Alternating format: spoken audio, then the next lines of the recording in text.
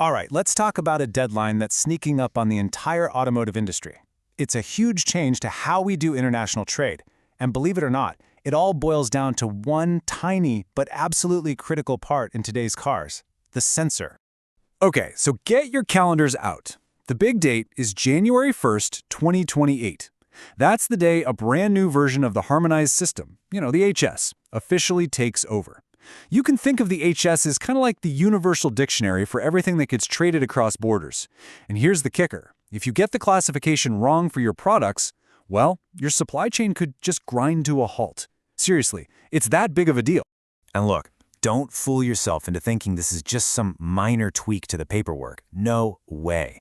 For something as complicated as an automotive sensor, these new HS2028 rules could be a ticking time bomb for your supply chain.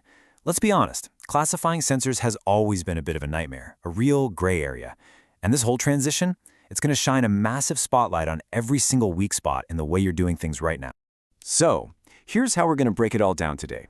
We'll start with the hidden deadline. Then we'll dive into the sensor classification puzzle itself. After that, we'll talk about a big trap you need to avoid, and then we'll get into the good stuff, a solid framework and some practical tools to help you build your roadmap to 2028. All right, section 1. Let's talk about this so-called hidden deadline. Because, even though everyone's talking about 2028, focusing on that date is actually a big mistake. Okay, now take a really close look at this timeline. You see that date, January 2026? That's when the official rules and the correlation tables get published. And that kicks off a super critical 2-year window. This is your real strategic battleground, all of 2026 and 2027. That's when you have to do all the heavy lifting, the analysis, the reclassification, updating all your systems. If you're waiting around until 2028 to get started, you are way, way too late. The ship has already sailed. So that brings us to the next section, the sensor classification puzzle. And you might be asking, why are sensors such a headache? Well, the heart of the problem is this fundamental clash in how the rules say they should be classified. I mean, it's a totally common assumption, right? You'd think, hey, this sensor goes in a car, so it must be a car part. That would put it under Chapter 87. Simple. But the Harmonized System just doesn't work like that.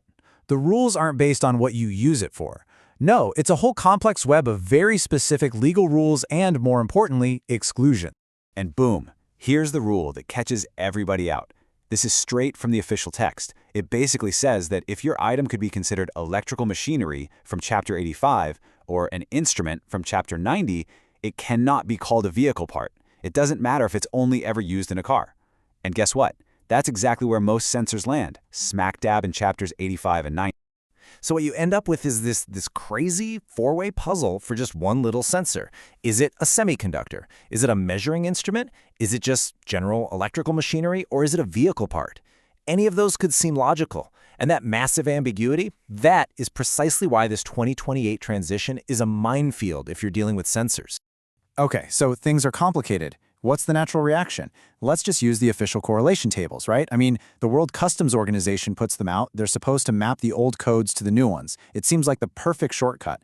But let me be super clear about this. Just blindly trusting those tables is a huge trap. You have to think of these tables as just a starting point, nothing more. For one, they just assume your original classification was correct in the first place. But what if it wasn't? They also don't really help with all the different country-specific codes, and they absolutely cannot make a smart judgment call on a complex, composite product like a sensor module. So if you just do a find and replace using these tables, all you're really doing is guaranteeing that you carry your old mistakes right into the new system. It's a classic garbage in, garbage out situation. So if the shortcut is a trap, what's the answer? It's not a quick fix, it's a solid, resilient framework. This is about a total mindset shift. You're not just replacing codes, you're completely reconstructing and strengthening the reasoning behind your classifications, so that when someone asks, you have a defensible answer. And here it is, a 4-step process to get you there. First, you've got to dig in and understand the why behind the codes you're using now. Is it backed up by a customs ruling, or is it just how we've always done it? Second, and this is key, figure out the correct 6-digit international code first, before you even think about country-specific stuff. Third, use those correlation tables, but just as a guide. Think of them as a first pass. Anything that looks even a little bit fuzzy gets flagged for a deep dive. And finally, you have to remember, this isn't just about paying the right tariff. This stuff impacts your free trade agreements, your rules of origin, the whole shebang. Okay, that's the high-level framework. Now, let's get into the nitty-gritty. What are the practical tools you can put into action, like, today?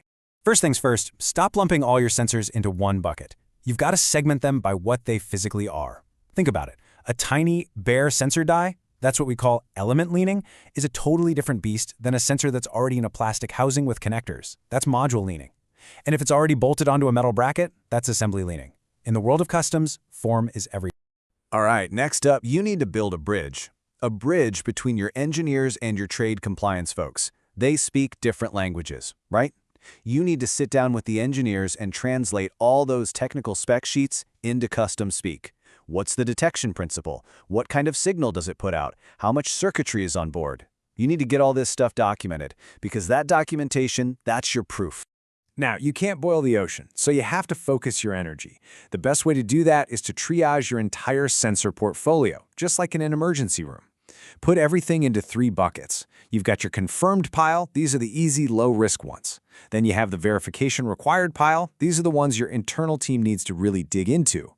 But then you have that top 10%, the external confirmation group. These are your high-risk, high-stakes products. For these, there's no question. You have to go out and get an official advance ruling from customs. It's the only way to get total certainty. So, let's put this all on a timeline. What does the roadmap to 2028 actually look like? Here's a high-level project plan for you. The starting gun fires in early 2016, as soon as those official HS2028 texts are released. That's when you start analyzing and mapping everything. Then for the next year and a half, all through late 26 and 27, that's your time for the deep analysis, for getting those critical customs rulings, and, really importantly, for getting your IT systems ready to handle 2 sets of codes at once.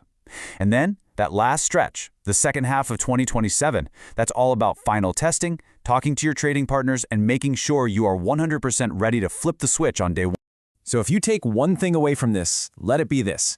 You have 2 years. That's it, a 2-year window, starting in 2026, to completely overhaul your strategy, to go from a place of risk and, well, just guessing, to a place of strength and clarity.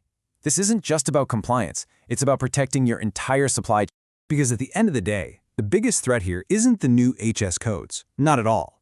The real danger is just sleepwalking into the future, just mechanically plugging old codes into a table and hoping for the best. That's like trying to cross a giant chasm on a single shaky plank. This whole transition is your chance to stop, take a breath, and build a solid, reliable bridge to 2028 and beyond. The only question left is, are you going to build?